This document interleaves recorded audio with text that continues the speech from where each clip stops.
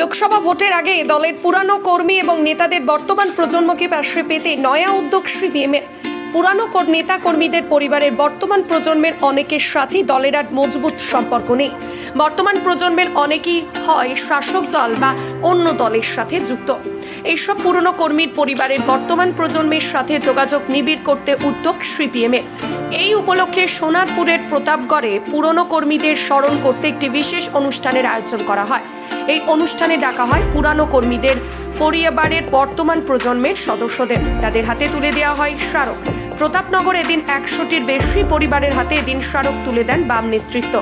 এইসব পুরনো কর্মীদের অনেকেই হয় মারা গিয়েছেন অথবা বিরোধী দলের হাতে খুন হয়েছেন। বাম নেতা সুজন চক্রবর্তীর উপস্থিতি ছিলেন এই সভায়। তিনি বলেন, দলের এই পুরনো কর্মীদের ঐতিহ্য ধরেই লাল ঝান্ডা। এইসব কর্মীদের ঐতিহ্যকে সামনে রেখেই বর্তমান প্রজন্ম এগিয়ে যাচ্ছে বলে জানান তিনি। এইসব পুরনো কর্মীদের স্মরণ করেই দেশ রক্ষার শপথ বর্তমান প্রজন্ম নেবে বলে আশাবাদী তিনি।